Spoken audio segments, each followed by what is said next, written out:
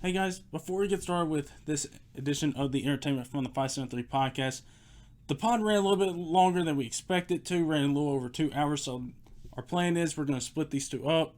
You're going to get the Comic-Con talk of the show first, all that stuff, along with our thoughts on trailers, the MCU, along with Peter's update of his DCEU, and then a little bit later on, you're going to get our edition of the show where we're talking about Lion King, Stuber, Crawl, and Once Upon a Time in Hollywood. So that should be coming out soon. With that being said, everybody, enjoy the show.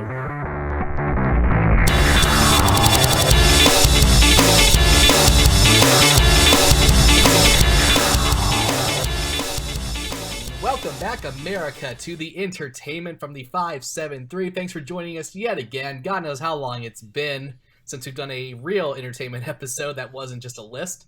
But we're back. It's me, Peter Lewis, and I'm joined by Ryan McDaniel. Ryan, how's it going? I'm doing good, Peter. We had Comic-Con last week, and we got a bunch of stuff to talk about. We do, and we can guarantee you this episode will not be bad because our point of reference is the Cats trailer, so let's be real.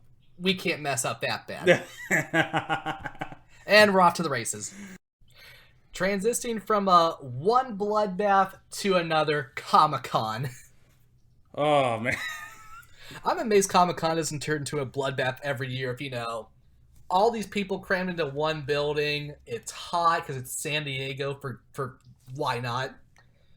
And just people cutting in line. I'm amazed there's not more fights that we know about each year. Oh, man, those will be so much fun. Especially with these nerds, you don't know if those prop guns are real or not. especially in America nowadays. I would never go there. I'm not taking that risk. I don't trust my fellow human beings. Why should you? Is that a happy way to open Comic-Con, Ryan? That's one way to open Comic-Con.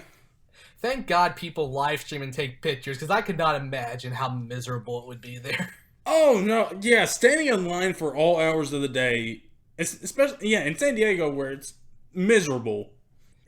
Like, I could do the New York or Chicago ones because they're on a smaller scale. San Diego Comic-Con is basically, the false promise of it'll be fun. Yeah. Like, that's my cynicism talking, but that's what it is. Let's be real. It's the biggest advertising event in film. Yeah, in film, TV, whatever yeah. The goal is to start a hype train, and for most of it, it works. Yeah, so I guess let's talk about some of the non-MCU stuff. We'll get into that a little bit later. So I guess, Peter, let's start with this off the top with Comic-Con. We mentioned it at the beginning of the year. Well, you did. Mm-hmm. The Cats trailer dropped. Like, I remember Cats was creepy. I knew that when I was younger. Funny story. When I was super young, I had a Barney VHS, and one of the trailers before the actual whatever Barney movie it was Cats, and it scared me, more so than a purple dinosaur ever did. But I was like, the whole premise of Cats is literally one night a bunch of cats get together and decide who's gonna die. It's kind of bad when you think about it. It's like, hey, which one of us is going to go to the next life or something? That's basically the plot. So, and of course I made the joke, which I'm killing so fast. I'm not seeing this garbage. This looks like a nightmare. But yeah, the trailer is one of the worst trailers I've ever seen. Well, Peter, Matt's going to get his wish. You're actually going to go see Star Wars then on opening night. Oh, I will see Star Wars multiple times just so I don't have to see this filth. First of all, the problem is this is the worst CGI ever. Sonic was bad.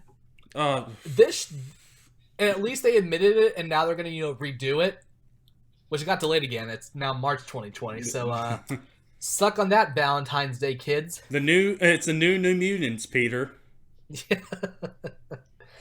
Yeah, this film should just be deleted and just rebit. Started from the beginning. It should be deleted like one of our old podcasts from back in the day. Yeah. It's like, oh, we accidentally deleted the footage. That was the worst. But yeah, this was a train wreck. I mean, this killed any ironic hype I had for it. It just looks so bad, and it's just so many just stars. Like James Corden, why is he in things? And he's so obnoxious. And listen, no amount of Taylor Swift will save this.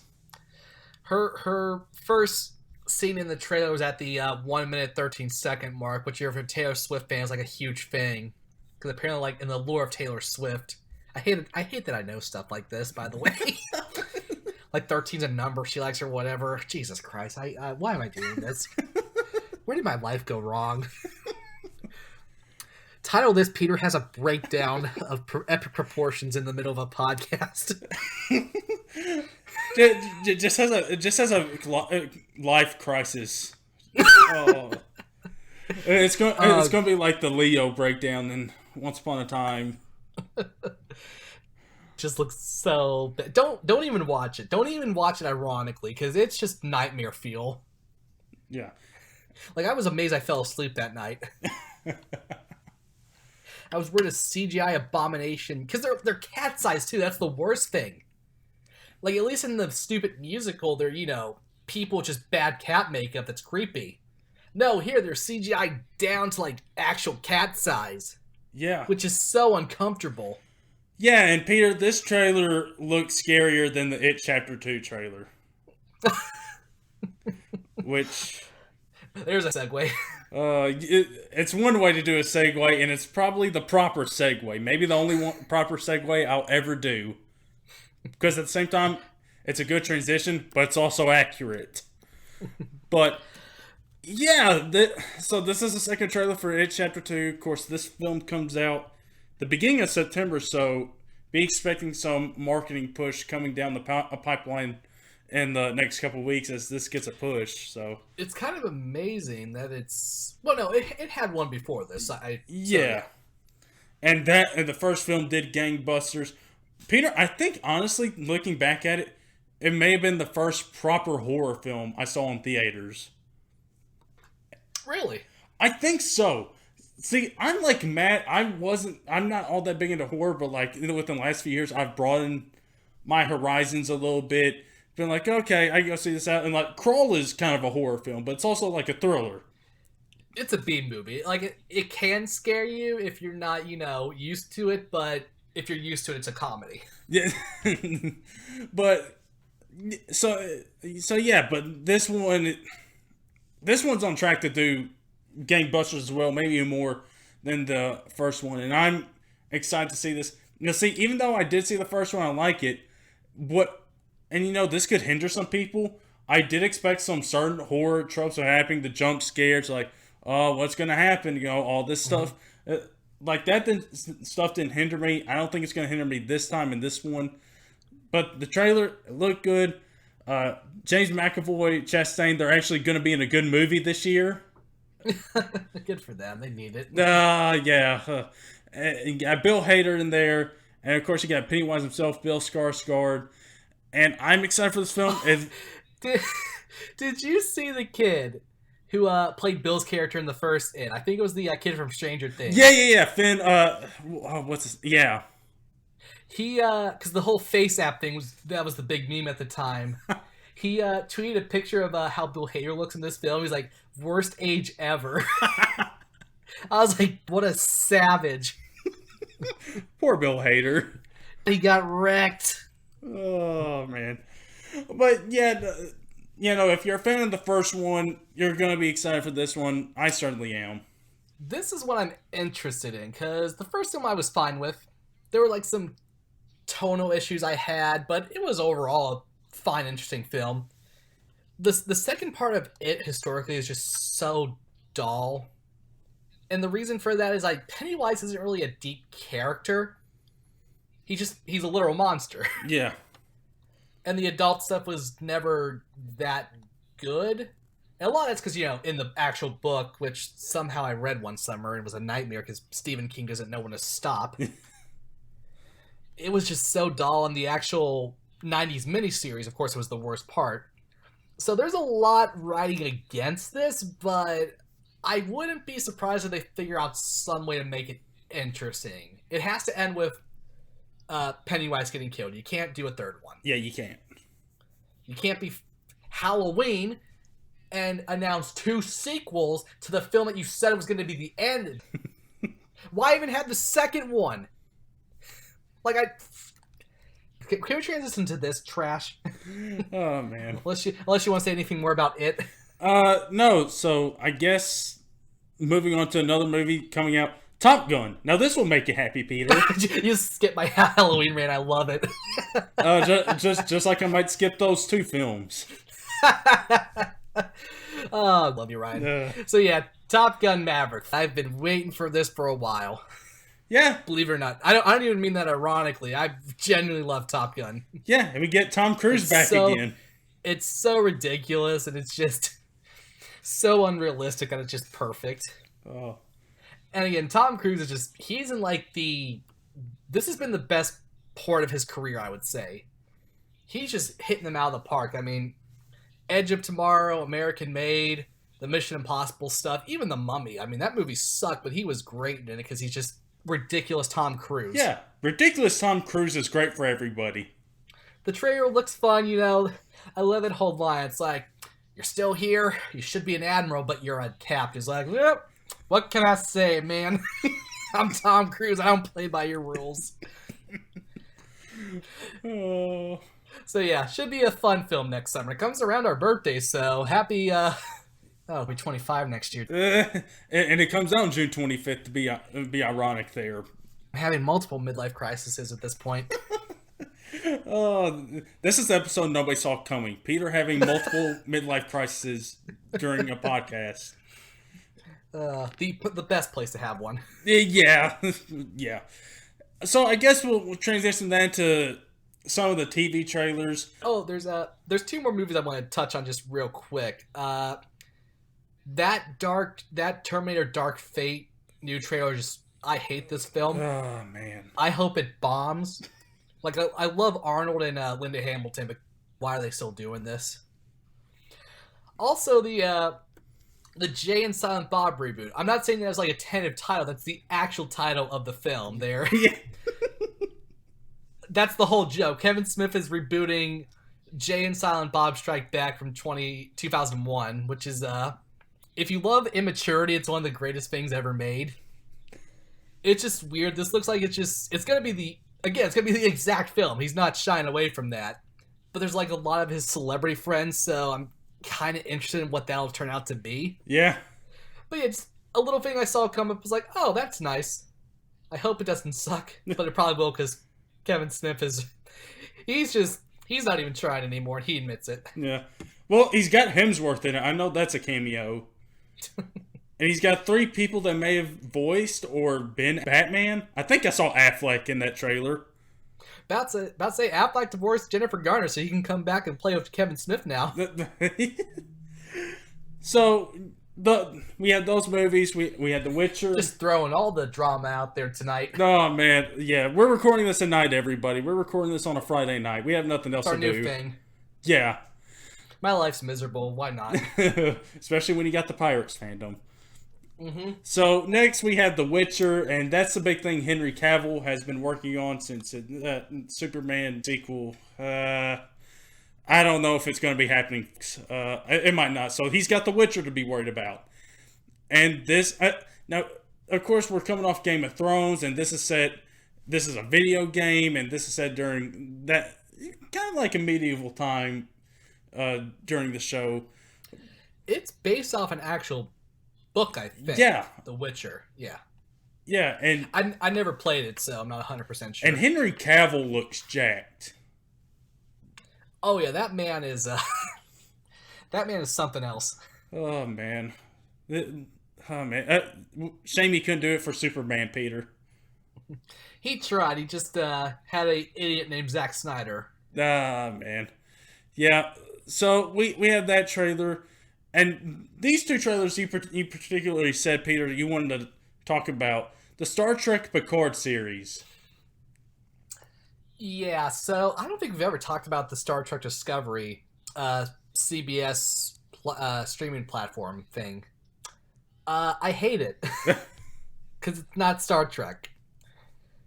The worst thing that's happened is, here's the thing, Star Trek has always been like this philosophical thing. It has, some Wild West elements, but that was always its charm. The movies, though, I kind of excuse because, it's a movie, so it has to be a little more meat to it. So I've kind of forgiven that, even though I should hate, Into Darkness, because, Spock is not supposed to scream, but whatever. Yeah, Star Trek Discovery was just so stupid. And most of that's because Alex Kurtzman is one of the worst writers, producers, whatever he is in Hollywood. He is just such a fraud. Like, at least Zack Snyder has had accidentally good things. I'm going to make sure, but I'm fairly certain he hasn't done anything of note.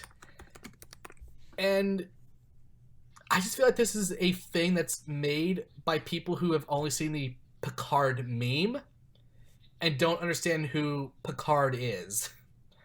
Like, Picard is a very closed-off character. Like, the biggest thing that happened in Next Generation to his character was he actually joined a poker game with his crewmates. Like, that was a big thing, because he just never did anything with anybody. Oh, I'm sorry, Alex Kurtzman wrote Mission Impossible 3, so I guess he had something good back in 2006.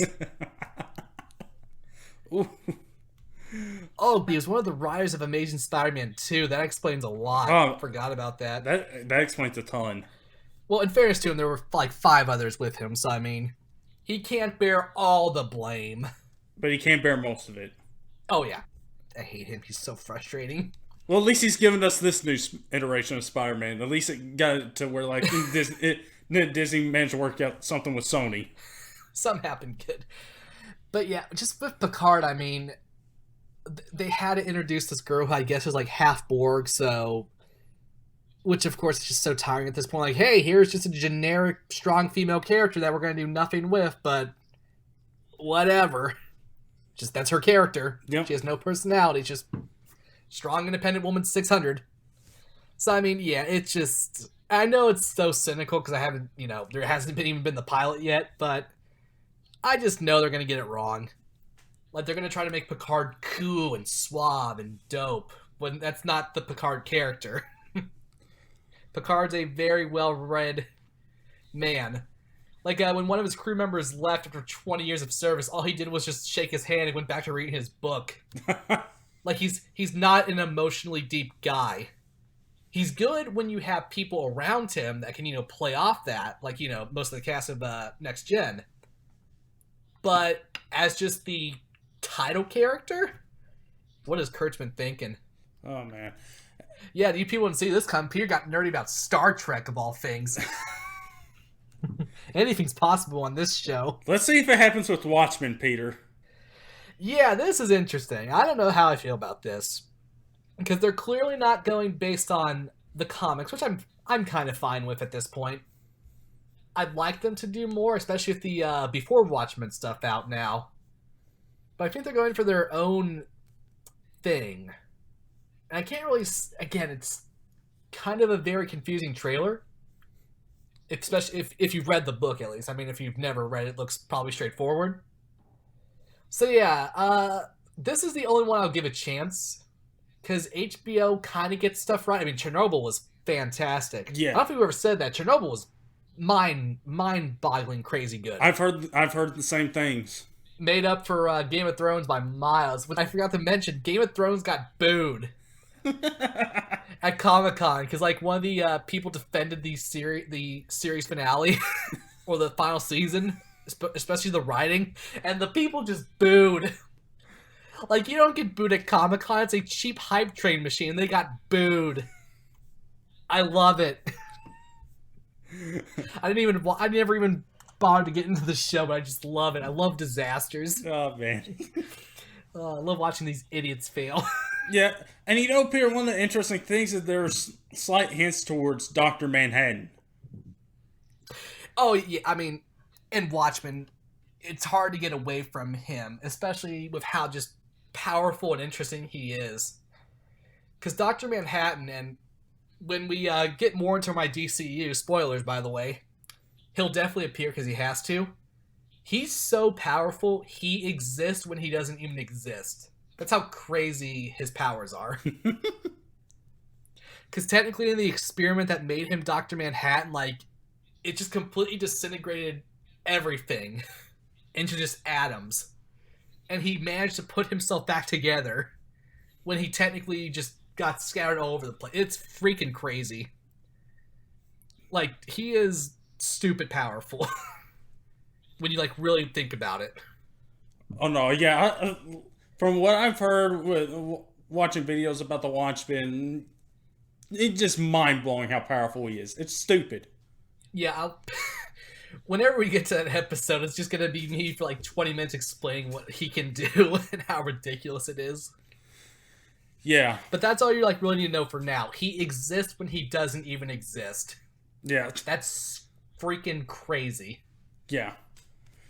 All right. Speaking of superheroes. Yeah, speaking of superheroes, Peter, there's a certain panel on Saturday night. You might have heard them. Have you heard of Marvel? They make superhero movies, right? Yeah, they did.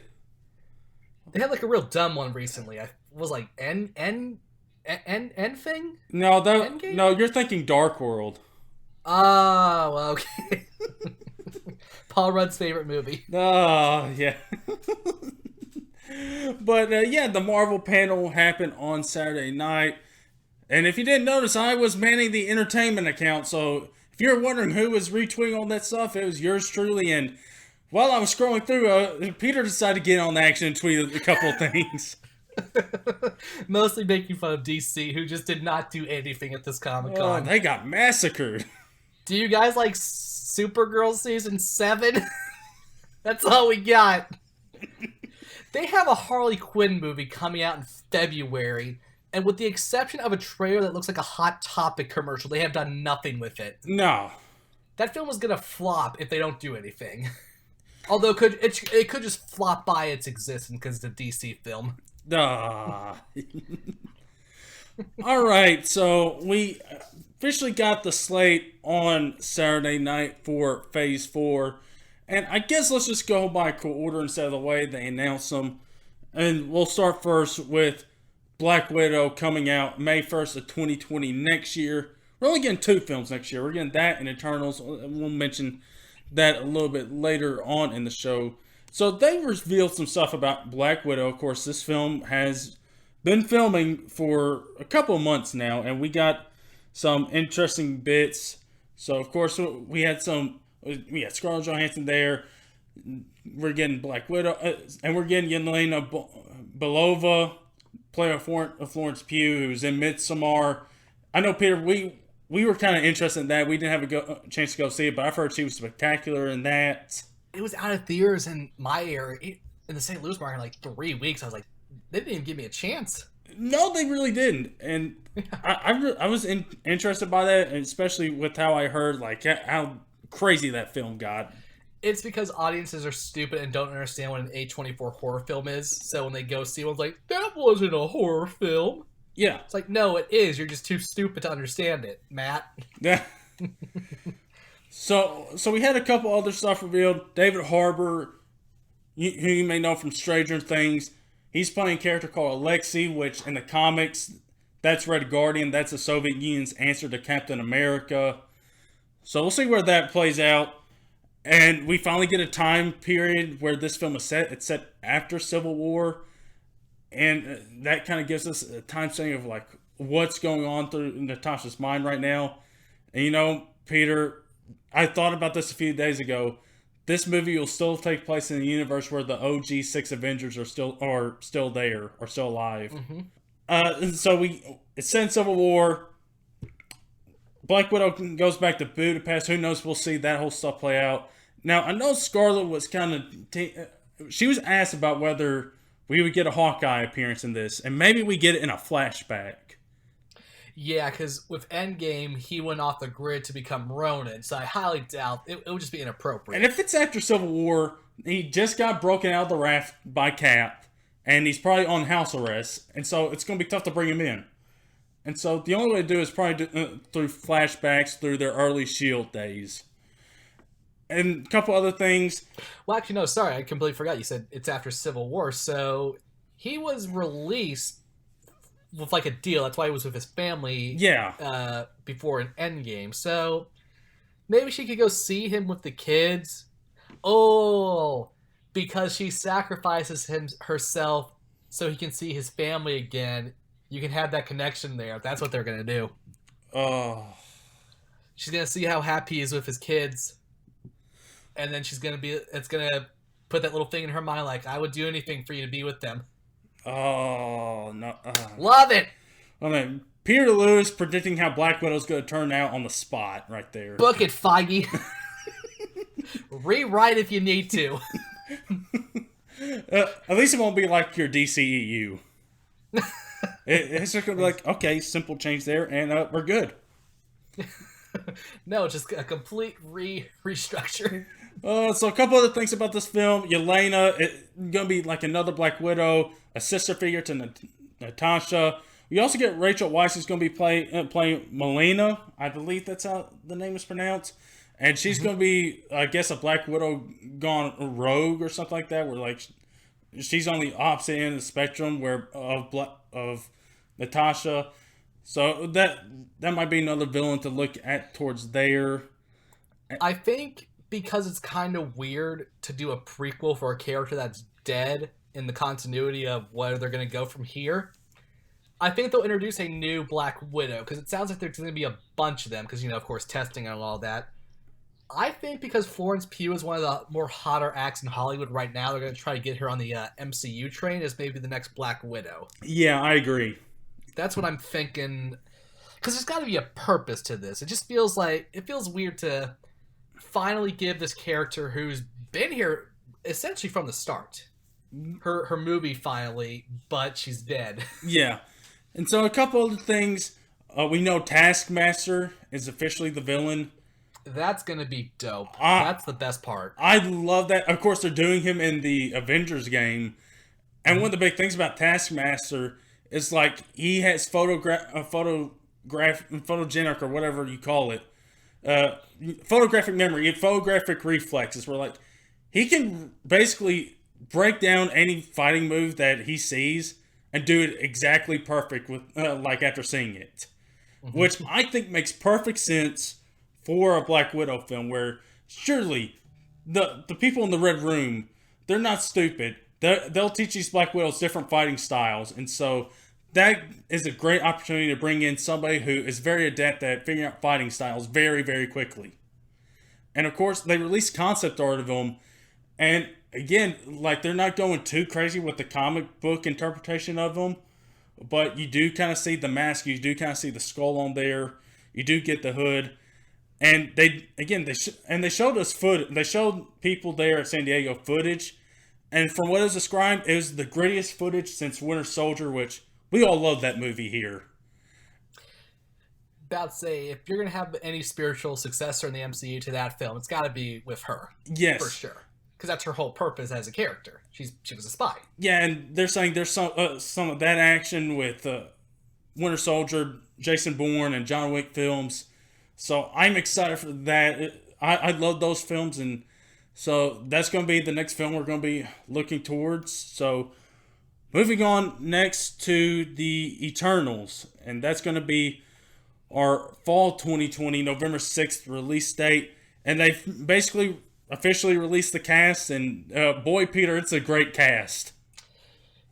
Yeah, it harkens back to Guardians of the Galaxy, how they got a all-star cast for a property that, let's be real, not many people are that familiar with. Yeah. And the Eternals, I may have explained this before. I don't know if I have, but if I have, I'll explain it again. The Eternals are deep in Marvel history, so this is going to be a history piece film by Marvel. Supposedly, there will be some space elements, but I think they'll be based on Earth. They've been around, I think somebody threw out the number of 35,000 years. And so basically they've been here on Earth. They're super powerful. They're experimental, the Celestials, which, by the way, they released concept art for the Celestials, and holy crap, they're going full Jack Kirby there. Yeah, that's what we should say.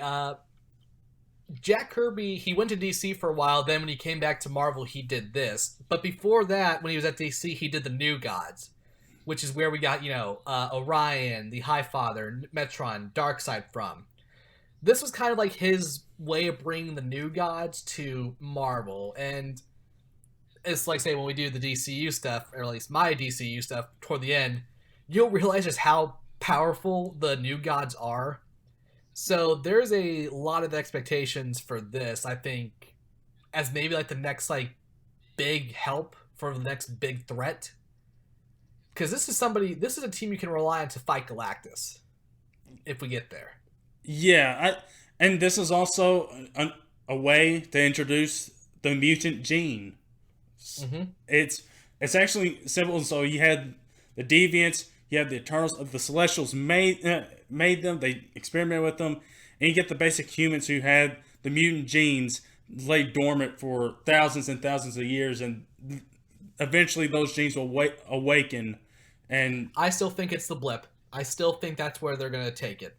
That's going to be the thing I'm going to be most interested in seeing what they're going to do with the X-Men. But we'll talk a little bit about them a little bit later. But, so yeah, Eternals, November 6th, 2020. Again, only 2 films next year, and it's such a great cast. So, I think they haven't really... I think there's one other main protagonist they haven't announced yet, and a villain they haven't announced yet. So, I guess we'll be waiting for that in the meantime. Let's go over into a show... we should say... 2020 will be, I think, the first 2 female directors for an MCU movie. Yeah. Kate Shortland for Black Widow and Chloe Zhao for Eternals, which I like her work, so a lot of good things going for Eternals. Yeah, and we're seeing Marvel kind of take that approach of like they're getting more diversity in their cinematic universe, and it's just the time we live in, and. Don't say that word, Ryan. People get mad about that word. Well, listen, I know. I know. I don't want to hear it. All right, move. Listen, these at this point, I'm not doubting Marvel. They're gonna make it work, and we'll like. We'll see. I'm not worried about. Here's the thing. I was talking to my dad. Guardians 1 was on, and we were talking about that. Hey, you remember how we doubted Guardians 1? We thought it was gonna be crap. Oh, I was certain it was going to flop. He was like, how'd that go? Like, it became one of our favorite films of the MCU. It's the sequel I'm most anticipating. Yeah, well, I don't know, Peter. We still got a couple films that might top that spot, or at least for me. But moving on. Moving on to fall 2020, we got our first Disney Plus show, The Falcon and the Winter Soldier, and apparently Anthony Mackie has said that he's already been fitted for his Captain America costume. I'm intrigued at what it looks like. I wonder if it'll be a mixture of the Cap costume and the Falcon costume, or maybe he still has like the wings along with the shield. I hope they do the wings like a bald eagle fashion just to make it even more American. Oh man. Like just go all out. Make it as ungodly patriotic as you can. Oh man. That's what I want the most. I should say with these shows, this is my only slight concern, because they're going to be tying more directly into the movies. Because beforehand, Agents of S.H.I.E.L.D., and the Netflix stuff, they technically were part of it, but it didn't matter. Here, though, these will. And that's going to be interesting. Yeah. Because I'm not really a fan of the idea of the Disney Plus model. I kind of liked it when it was just, one place, Netflix. But again, these corporations are selfish, yada, yada. This is what they do. My TEDx, that's on my TEDx. So, yeah. I'm very interested how they're going to handle this, especially going into movies. But, hey, I think they'll figure something out.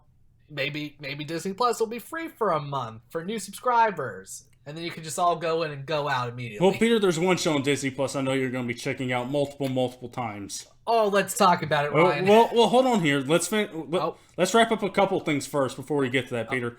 Sorry, Falcon. Hold your horses there. We'll get to her soon enough, Peter.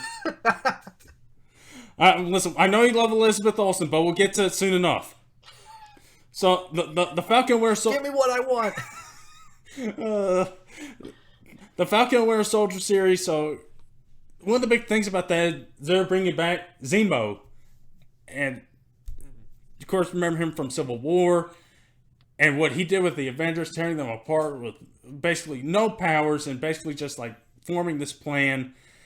He's going to be going full comic book here, Peter. He's going to have the hood that he has in the comics. And one of the interesting things here, I don't know if you heard about this, but they got the writer and the creator of the John Wick series to come on and write the series for them. Which, that excites me a whole bunch. I'd say with the Winter Soldier, if you're going to make a murderer, I mean, there you go. Oh, man. Yeah, so that's Falcon and Winter Soldier. That's going to be the first one coming out in 2020, and we're getting the bulk of these projects in 2021. So let's start off with the first one, and it's Shang-Chi and the Legend of the Ten Rings. Peter, we're finally getting the Mandarin. Yeah, the real one, which is interesting to me. How are they going to address Iron Man 3 then? Bring in Trevor Slattery to explain it. Yeah, I guess maybe... I guess maybe the idea is the Mandarin was real, and what was the name of the villain? Killian, right? Yeah. Yeah, Killian based the Ben Kingsley Mandarin off the real Mandarin, but the real Mandarin just didn't care. Yeah. Like I say, this is going to be an interesting one, because Shang-Chi, his power is basically he's a master of karate. Yeah, he's basically the Bruce Lee of the Marvel universe. I mean, that was their inspiration back in the 70s for. It's like, oh, Bruce Lee's big, let's get in the comic game. Yeah. So yeah, February 12th, 2021 release date. That's on the Chinese New Year, by the way. And that film was going to do bonkers over in China. Oh, yeah, that's I think, their big push. So that's interesting how they're going to kind of approach that. But I think Marvel has handled that issue well. So I think they'll kind of figure out a good way to approach it. They have Awkwafina, who's, I think, one of the more... I love that stage name. Yeah. They have her, and she's very big right now, so there's a lot of things going right for that. It's just, that'd be my only thing for Marvel from a diversity standpoint. And we get our casting of Shang-Chi himself. He came in on... He did a test screening on Sunday, called and got the role on Tuesday, and then had to go do Comic-Con. How about that? Talk about a wild week. And he was the guy who tweeted at Marvel, like, yo, when are you going to have some more Asian American diversity in the film? I'm like, all right, well, here you go then. Yeah, if you really want it. Yeah, like, hey, 2014, hey, great job with Captain America and Thor. Now, how about an Asian American hero? LOL. Oh, I love him already. Simu Liu, I think is how you pronounce his name. And, Simu Liu? Yeah, something like that. And I already love him. And it's basically just based off that social media presence. Fanboying out about being next to Benedict Cumberbatch and getting to stare into Tom Hiddleston's eyes. Oh, love him already. That's going to be an interesting thing to see. And again, that's going to lead into this, Peter. Peter, we're finally here. Oh, thank God. WandaVision. Spring 2021 release. And this is going to get into another property coming in 2021, but we'll worry about that later. Of course, we're getting Elizabeth Olsen, Scarlet Witch back. We're getting Vision back. Who knows? I don't know. He's coming back. Well, here's my idea with that, because it's set after Endgame. Yeah. In Infinity War, Shuri was, like, doing that work on him to remove the Mind Gem. The Mind Stone, right? Yeah. Okay, good. I have to keep up with all 6 of those stones. So, yeah, I wonder...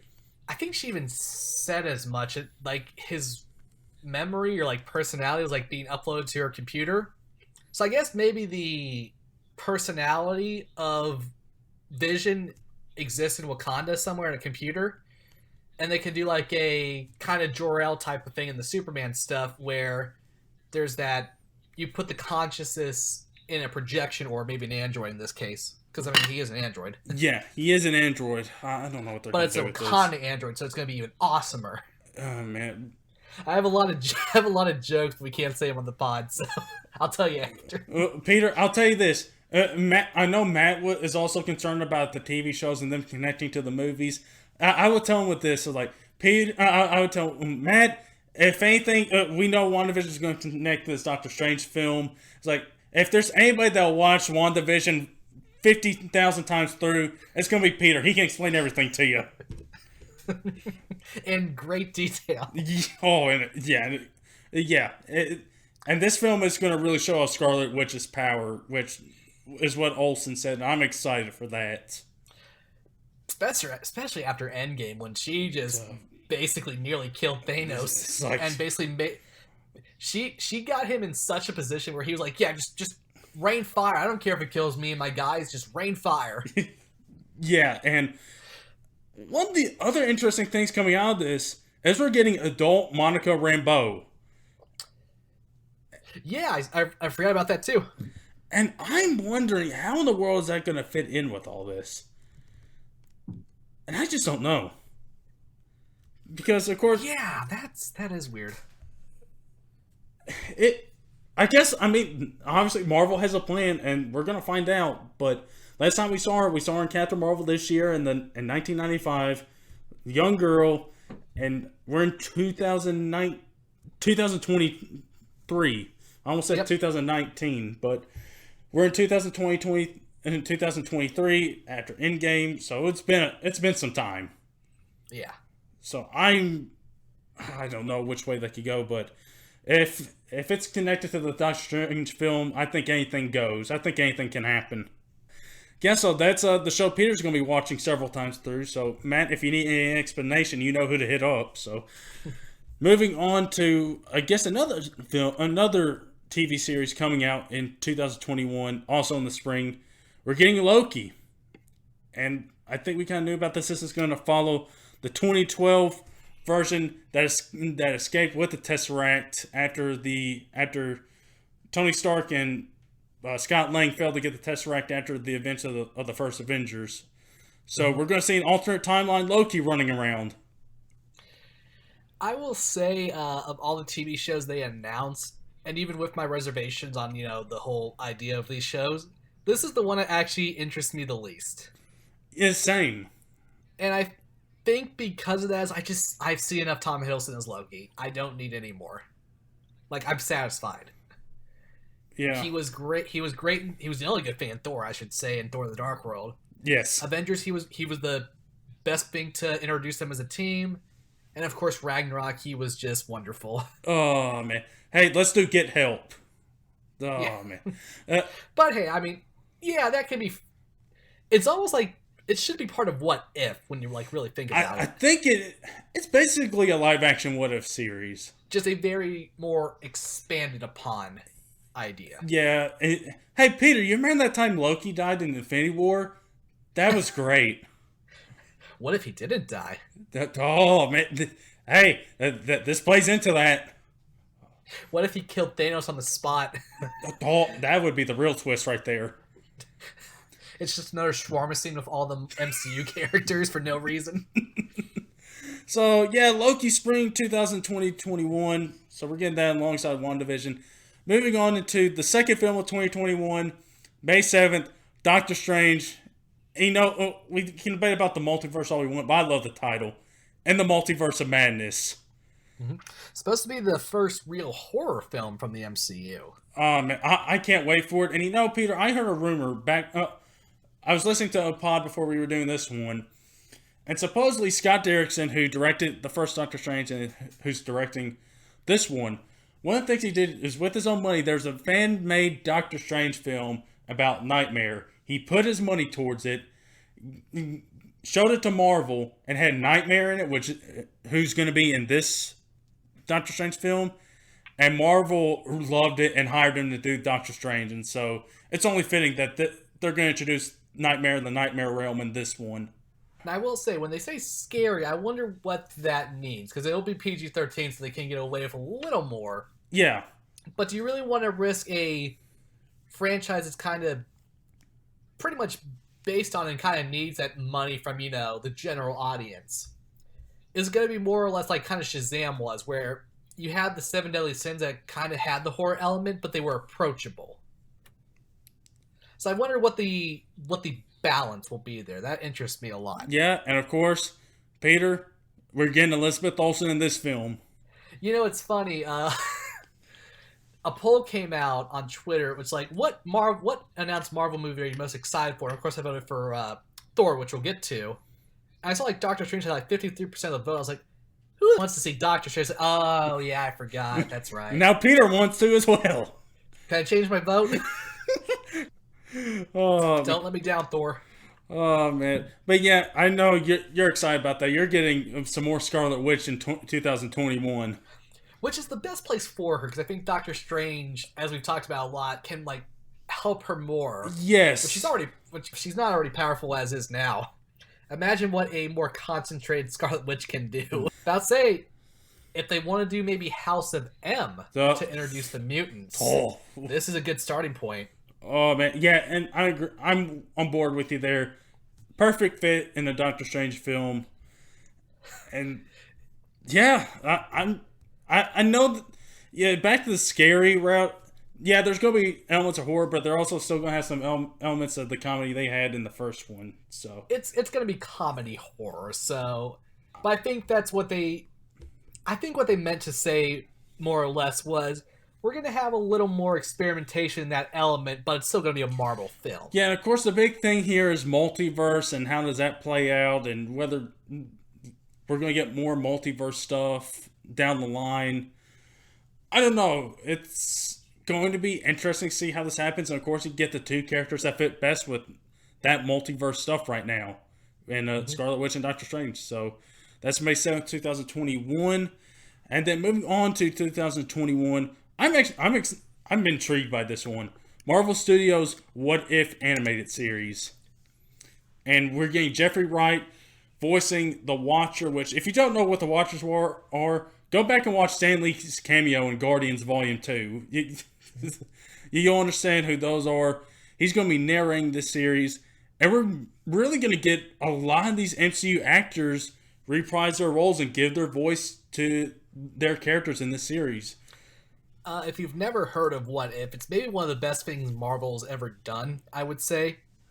Because I've always been a DC guy, but this is one of the things I really loved that they experimented with, because it was just super interesting. Yeah.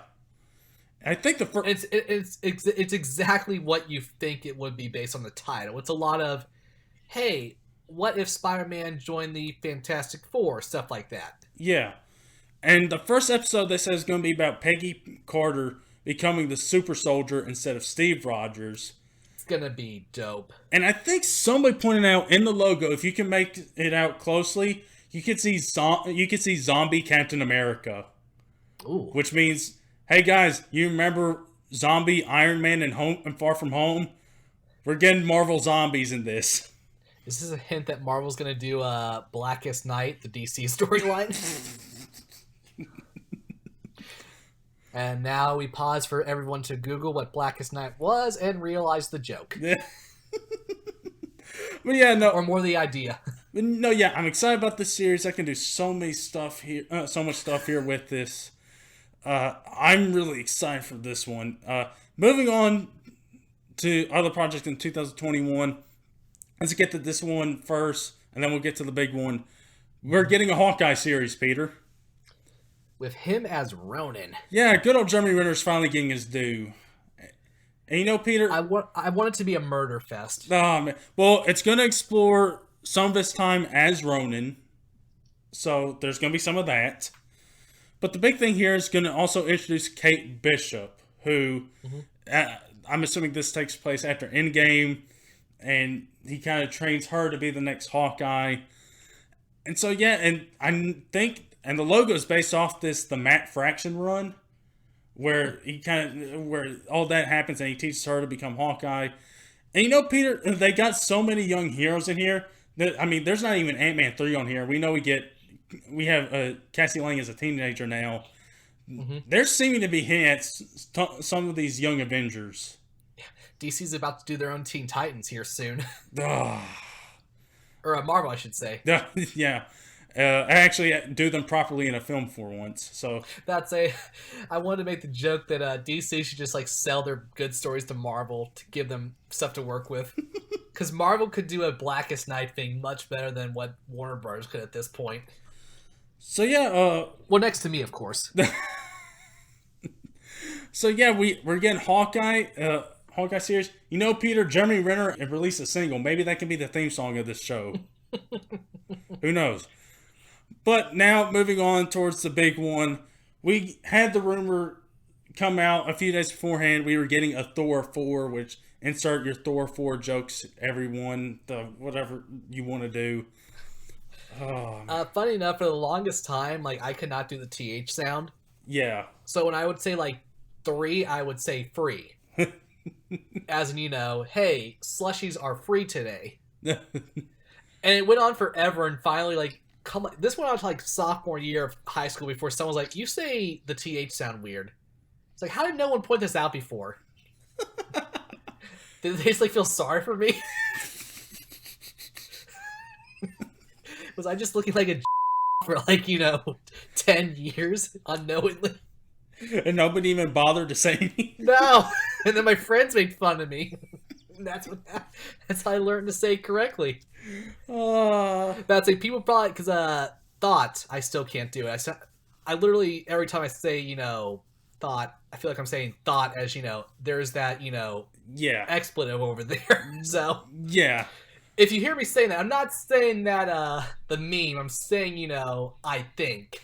Yeah. But I'm just stupid. So we're getting Thor and Peter. Oh, I love the font and the title. Love and Thunder. They are just going all in on what they've done to Thor, and I love it. Oh man, I do too. So we're not getting Guardians 3, and I guess this is going to take place before Guardians 3. Yeah, I wonder if they're going to hint that maybe he's coming back from the Guardians, because about to say, you got to give James Gunn Thor at this point. Oh man, it's just too good. I think even Chris Hemsworth wants to do it, so we probably don't have to worry about contract situations. Yeah. But yeah, someone asked James Gunn on Twitter, it's like, yo, why weren't you at the MCU panel? I was like, well, I gotta finish the Suicide Squad first. Like, that's nice of Marvel to let their idiot brother at DC, you know, get some help. And someone stupidly asked, is Thor gonna be in Suicide Squad? That'd be so good. And it's like, no, it was like, then Scott Derrickson was like, you traitor. It's like, I didn't say Doctor Strange wasn't gonna be in it. Overnight, Marvel's just gonna buy DC, and it'll be like, yeah, here's Thor, kids. Oh man. Oh, that Mickey Mouse meme will become real. Now, then the mouse can snap away all competition. Oh man. But yeah, Thor: Love and Thunder. We're getting Hemsworth back. We're getting Tessa Thompson back as Valkyrie. She's now king or queen of Asgard. She's going to be looking for her queen, she said on stage. So we get that. And also we get... Oh, did you hear that, Ryan? It's the angry, non-happy diversity people. Go away, bigots!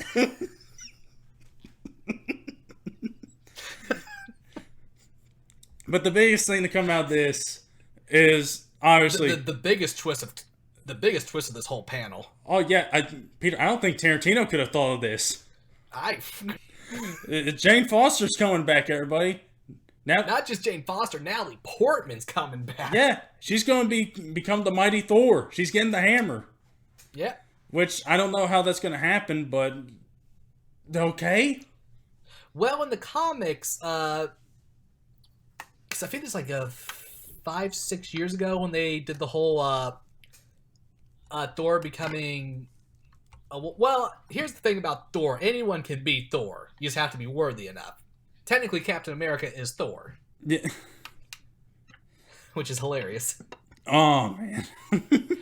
And this universe has shown that two people can be worthy at the same time. I mean, Thor was able to hold the hammer before, throwing to Cap, like, here, you get the small one. Yeah. So we know Thor is still worthy in this timeline. But I guess for some reason Jane will be as well. In the comic, it was she got cancer, and through a bunch of, Hubba Jubba comic book stuff, she became Thor. Well, now, Peter, here's a good thing, and this plays right into Disney's good hands. If they go that route, then they could donate proceeds or something to something like St. Jude or something like that. Oh yeah, this has Disney all over it. Oh man, it so does. And the thing is, how would she get the cancer? The ether? Maybe. That can make sense. I don't know. But I'm also wondering, how in the world is the hammer going to come back? Last time we saw it, bearing Endgame, because that was in Dark World. We don't need to remember that. But the last time we saw it, Hela destroyed it. Yeah. Yeah, it was destroyed. It was in pieces. But it might still be on New Asgard. Who knows? That's where they were when that happened. That's it. They can go back to the place where they created weapons. Who knows? Maybe all the yeah. Oh wait, no. Thanos killed all the elves beforehand. So well, no, that's not the question. Well, no, Eitri's still there. Oh, that's right. Yeah. Maybe he can do something. Get Thor to open the Stargate. Like, are you serious? Oh, do I gotta almost die again? It's like, you want the hammer, don't you? I guess so. I hope to God Korg and Meek are back. Well, Korg apparently is. Oh, well, of course, Takai's directing, so hopefully. Oh, man. More Fortnite content. Oh. He's going to be Twitch live streaming during the movie. Oh, that's going to be their rib on Ruffalo. It's going to be Korg accidentally live stream. He's thinking he's playing Fortnite, but it's going to be the first 5 minutes of Love and Thunder. And you know what? Half Mark Ruffalo Kim is like, Korg, what are you doing? Oh man, I'm just giving Feige all the content. He doesn't need any. He doesn't need to think of anything. We're giving him stuff. What does he need to worry about? The Fantastic Four? No. What a segue. Well, I forgot another. Well, we're not quite there yet, Peter. Oh yeah, the if you thought Natalie Portman coming back after saying she hated Marvel, which don't forget, Natalie, we have you on camera saying it. I can only imagine how that meeting went. Oh. Well, apparently Taika sold her on the idea fairly quickly, is what I understand. But yeah, the thing that got the biggest pop out of the Marvel Comic-Con, we're getting a Blade film. I did not see this coming at all. Nobody did. This was the last... Like, when he said, I have something that I don't think any of you expected, I was like, oh, come on, Kevin. We knew about Mutants and Fantastic Four. He's like, oh, no, it's not that. I was like, wait, what? Yeah. And then Marshall Ali comes on and is like, no. Wait, I was like, what other character can he be? And then he put on the hat. I was like, those sneaky sons of guns. Yo, we're getting a Blade film, everybody. Eat your heart out, Wesley Snipes. First of all, perfect pick. Ali is going to be fantastic. He's just so good at being funny and serious. Oh, cannot wait. And Oscar winner as well, so that fits your snooty profile, Peter. Yeah, I cannot believe Marvel's getting these people, because Natalie Portman's Academy Award-winning actress. Well, people want to be in Marvel films. They see the appeal, they see the hype it gets, and... the money. Yeah. That's the biggest thing of all, but... Yeah, no, getting a big name like Ali is huge. He just came... And the rumor is he came off of winning an Oscar for Green Book. He hit Feige up on his phone. It's like, yo, Feige, I want to play Blade. I want to take a meeting. I want to play Blade. And if you're Kevin Feige, you don't say no. It's like, okay, no, we're going through with this. You can market him, and if he really wants to do it, yeah, do it, man. Blade's great. Oh, man, we're getting vampires in the MCU now, Peter. The MCU is just going to get more ridiculous from this point on, isn't it? Yeah. Oh, man. But, yeah, that's going to be crazy. And, you know, it's not part of Phase 4. It seems like it's going to be part of Phase 5. And Phase 4 is basically those 10 projects we mentioned before, Blade, and it's going to be a really short phase, but we're getting a lot of content in those 2 years. Yeah, even number of shows and movies from the looks of it. Yeah. 5 each. Yeah. That's a lot of content. Yeah, that's a whole bunch. Oh man, but yeah, that's a whole lot of content Marvel's given us. But the good thing is a lot of variety. Yeah, because Black Widow is going to be different from Eternals, which will be different from Shang-Chi, which will be different from Doctor. So yeah, it's not. I think the formula's done.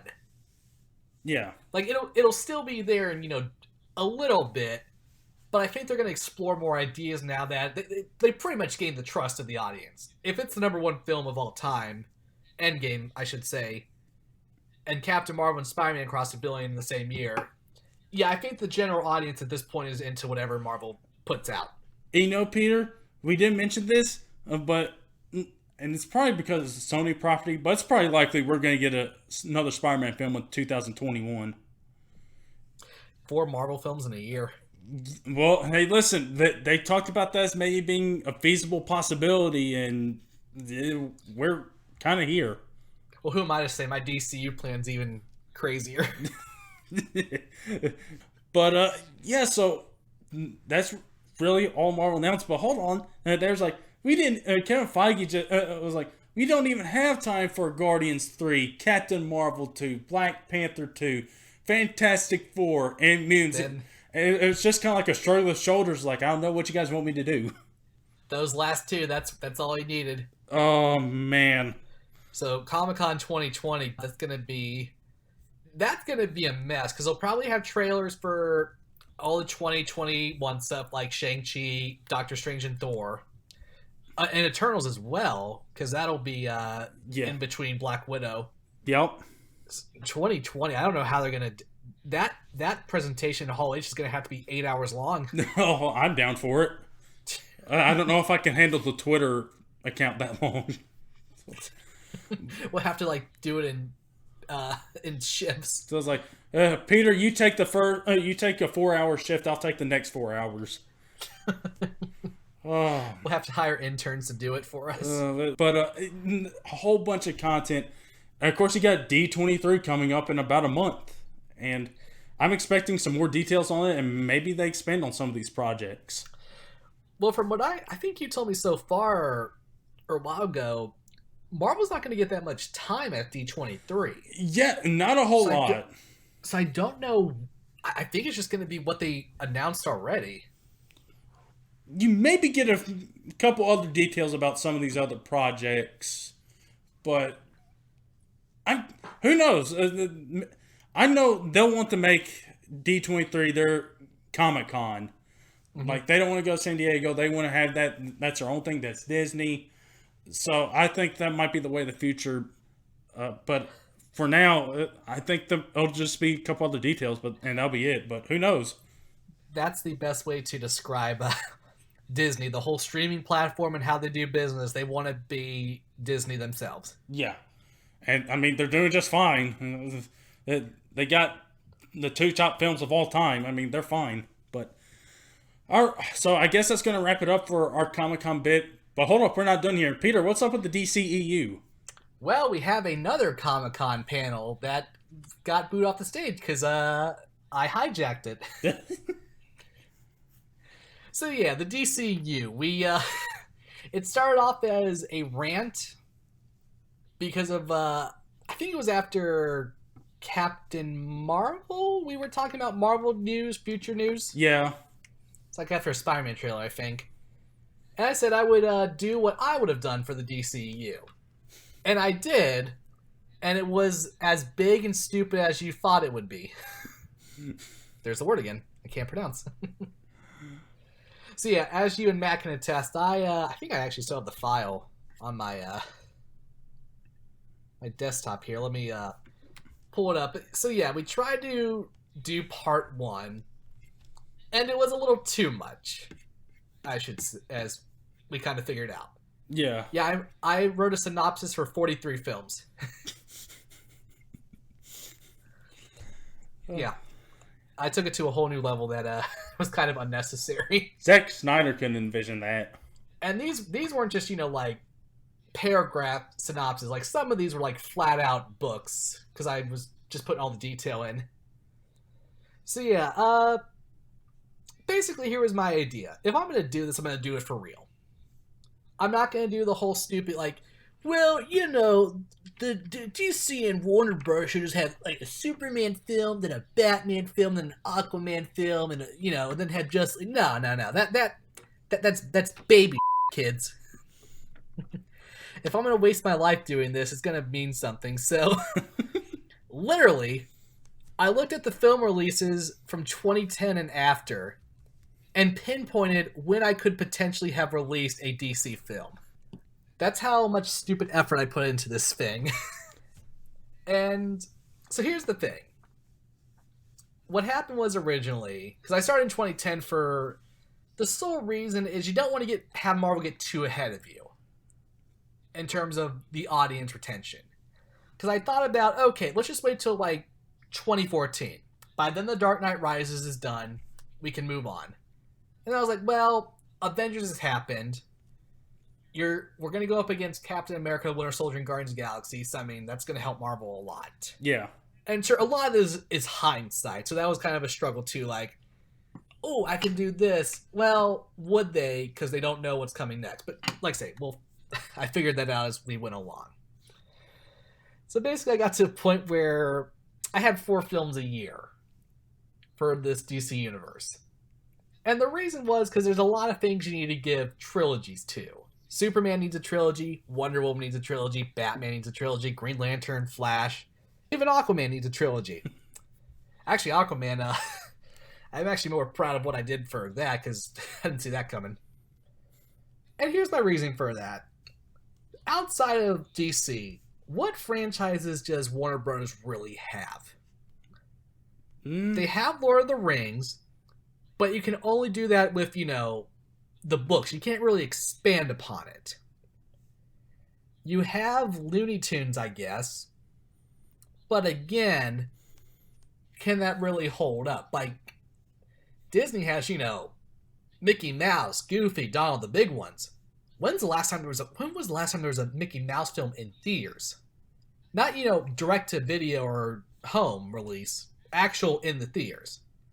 It's probably been a long time. So the animated stuff doesn't really work. DC is really their only big property. Disney has tons of it. Star Wars, Marvel, the princesses, all that stuff. Like, they don't really need to go all out. They could if they wanted to.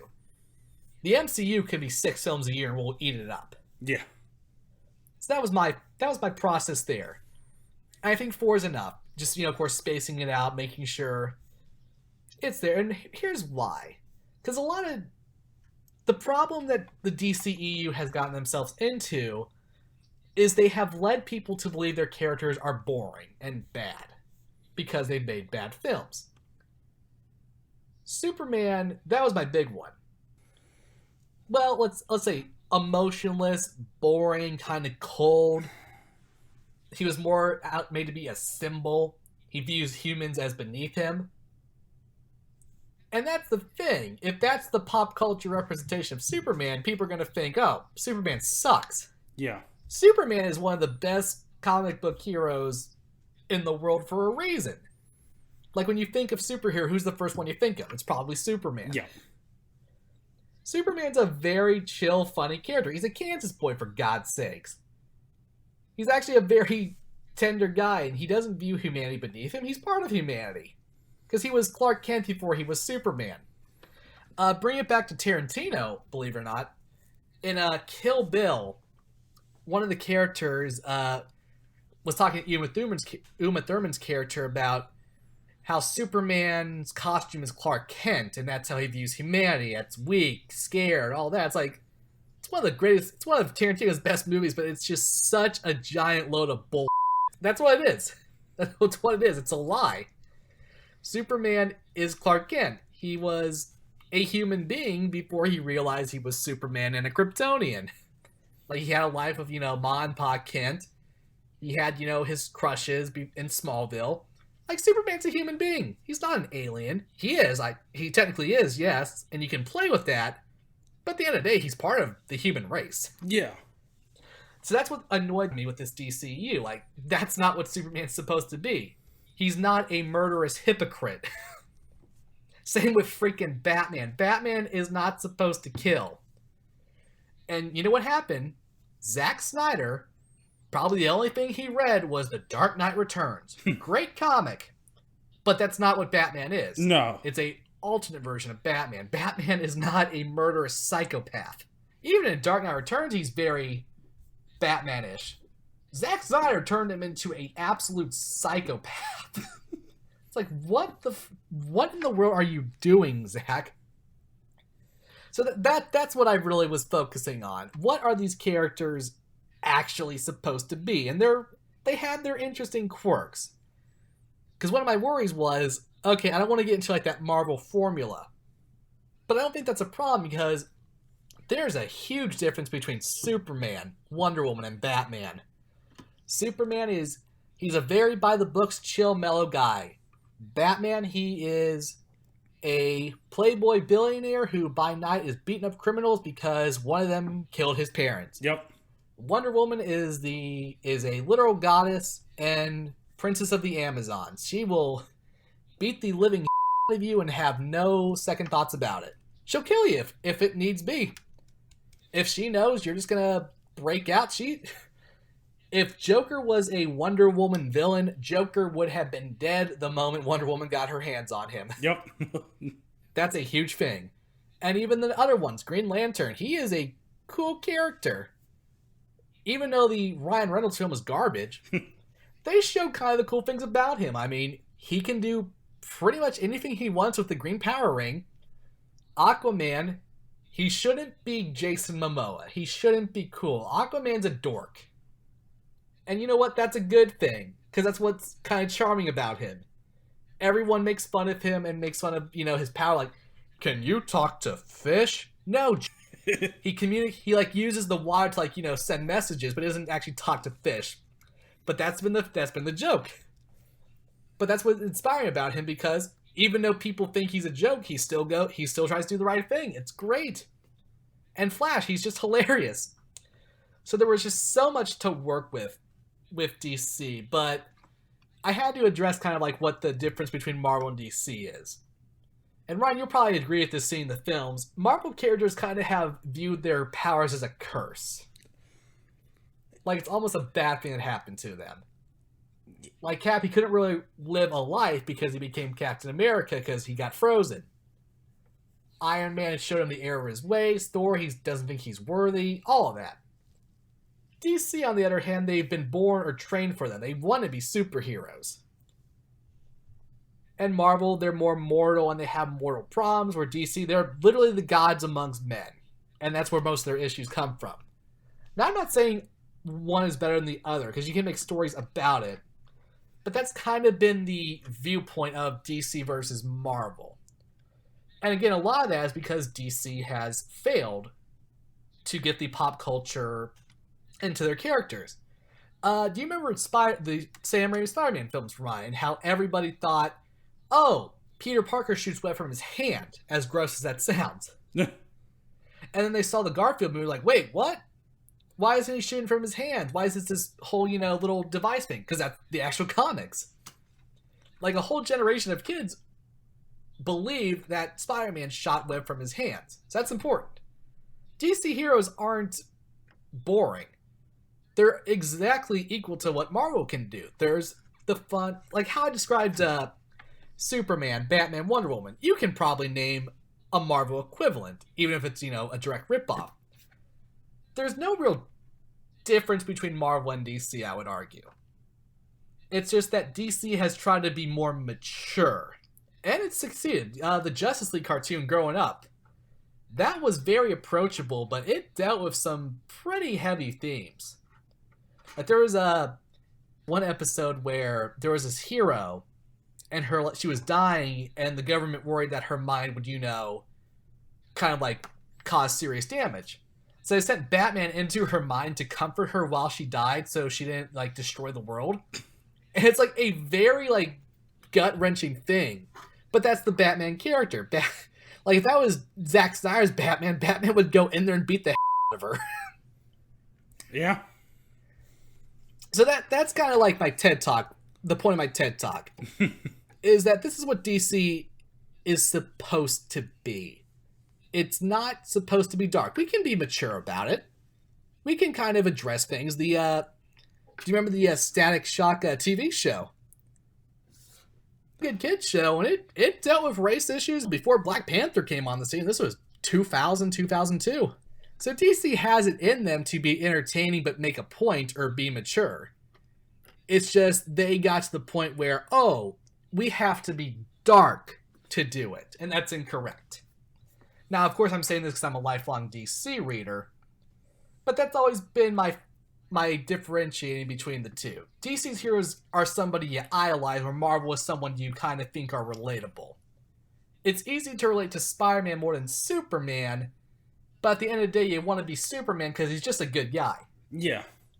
So that's kind of what I've looked into with these characters. And the big thing about DC Comics in general was they work so well interacting together. Like Marvel characters, don't get me wrong, they do too. But when Superman is with Batman or Superman with Wonder Woman, Aquaman with Flash, it's fun. They bounce off each other. So that's what a fun thing was to explore. Getting all these like lesser known characters like Plastic Man, Captain Comet, or Animal Man involved. They're just like very, especially Animal Man. Animal Man's just great. If you're going to do anything tonight, look up Animal Man. His powers are great and he's just so fun. So that's kind of my thing with how I handle the DCU. Now, of course, back to the big one. While there's multiple films a year, well, that's the only thing Warner Brothers would have in this scenario. But they're also different in how they act. There is a huge difference in Green Lantern stories than Wonder Woman stories. One's set in space, one's set in, Earth, but with the Greek mythology attached to it. So I would say it's easy to justify a lot of films in a year, especially if we're building towards a big event. Now, originally, I had it where it took like 10 years to get to Justice League because I wanted everybody to be done. I kind of realize now, as I redo it, you kind of have to do it earlier. But you can still build towards big events. Like, you're going to have Darkseid. He's the DC equivalent of Thanos, and he's just ridiculously powerful. He, in one of the comic lines, he literally saved himself by assassinating his person trying to kill him from the past.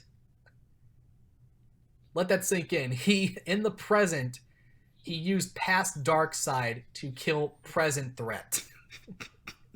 It's ridiculous.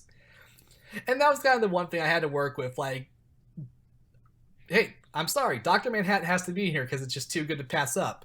You kind of have to understand his powers. So for me in this DCU timeline, you have to have TV shows, of course. Yeah. And of course, you gotta do Watchmen as it should be. Sorry, HBO. I'm sure you're trying your best. So yeah, basically the point of all of this rambling, because that's what I do best, is that yes, the DCU is going to happen. We're going to have some parts to it, and I'll explain why I think this would be the best way to do it, and why I have the passion for it. Because Warner Bros. Has just failed miserably. Like, if you were a DC fan and you were watching these movies, they're just so frustrating. Because that's not what these characters are. Superman is not a murderer. Batman is not a murderer. Wonder Woman will kill you, but it has to be justified. Although they haven't done it yet, but I'm sure if Zack Snyder had his way, she would be a unstoppable murderess. So yeah, I think sooner rather than later, we'll have part one of how I would introduce the Marvel, end it with the first Justice League film. And of course, move up. Mostly to show you how it's not hard to do them.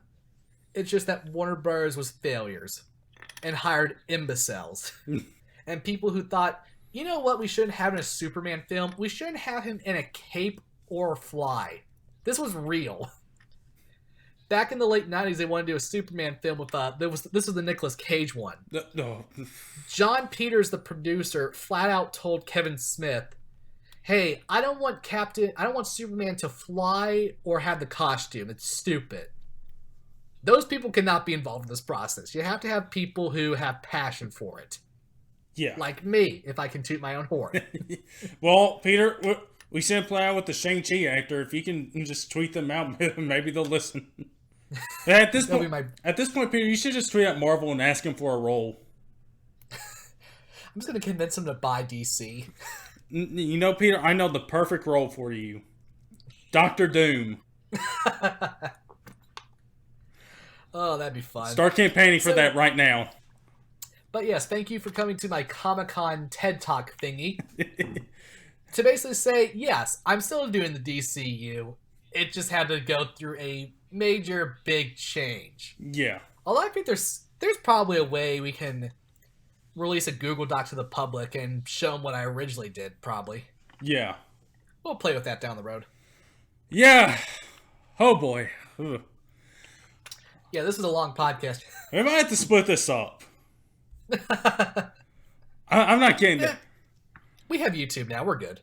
Yeah, I think for the YouTube version, we'll release the whole thing, but for the podcast world, we might have to split this thing up into 2 parts. We went over 2 hours on this pod.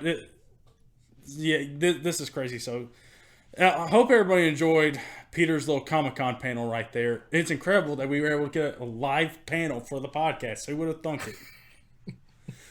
This is the point where I'm being dragged off by security now because I've hijacked a stage. But for some reason, Warner Bros. Like, hey, let him talk. He sounds much more intelligent than we are. Peter, they're not that smart to make that decision. Just like you said, they're stupid. Yeah. Actually, at this point, Kevin Feige bails me out of jail. It's like, I got a job for you. Well, play Dr. Doom for us, please. What do you know about Fantastic Four? I know they're fun, but Fox ruined them by making them boring and stupid. Nah, man. They took tips from Warner Brothers, that's for sure. So that'll do it for this edition of the Entertainment from the 573 pod, everybody. Thank you guys for listening. You can check us out on all of our podcast platforms, Spotify, Apple Podcasts, Stitcher, whichever way you get your podcasts. As Peter mentioned, you can go check us out on our YouTube channel, Podcast from the 573. Also check out our other channel, Views from the 573. We just did an episode this week. We're coming out with one coming soon. Excited for that. We're rolling along in our football previews. So everybody get ready for that and what's coming next with those podcasts. So with that being said, everybody, thank you guys for tuning in. And we will talk to you guys next time.